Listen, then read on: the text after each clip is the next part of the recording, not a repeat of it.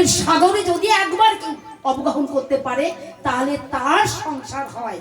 কি সংসার হয়? সব রকম মুক্তি, পঞ্চবিধ মুক্তি।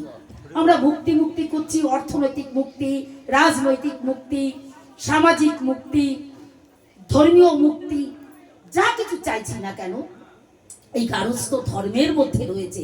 আর সেই গারস্থ ধর্মকে যদি যাজন যোজন করতে হয় তাহলে আগে চাই শিক্ষা। তাই শ্রীহরি বলেছিলেন,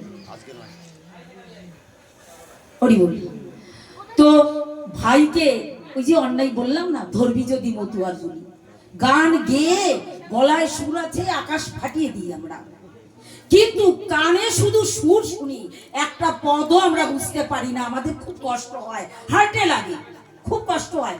যে আসলে যাই শুধু শিল্পীদের জোর করে হাতে ধরে বলি, বাবা তোমরা একটু সুর কমিয়ে বারবার একটা বল, মানে একটা লাইন, একটা কলিকে 4 বার 3 বার 5 বার না করে, যেখানে প্রেম আছে সেখানে 2 3 4 বার করো, যেখানে প্রেম নেই অল্পের মধ্যে দিয়ে সেরে যাও। আমাদের গান তো অনেক বড়, অনেক বড়।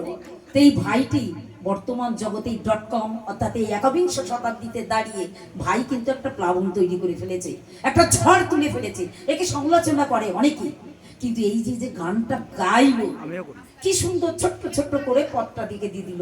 পদগুলো শোনার কানে শোনার সঙ্গে সঙ্গে সবার কিন্তু মনে পড়ে যাচ্ছে কি বলছে, কি করতে বলেছে। তারপরে একটা শিক্ষা দিয়ে গেল, গান না, গান গাইল না, ও একটা শিক্ষা দিল।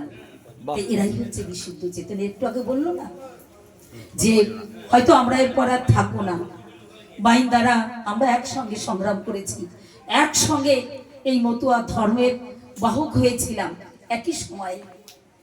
এই মানুষটি তো আর নেই, 2 দিন আগে ওপার বাংলা গিয়ে সেই শ্রীধামের ধুলিও মেখে এলো।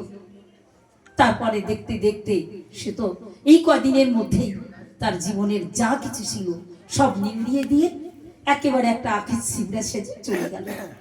আর কিছু নয়, সে কিচ্ছু নয়। তো আমি আর কি বলবো, সময় সরে যাচ্ছে বোধহয়। আর কি কিছু বললো, ও অন্যায় করেনি, অনেক ভালো করেছে।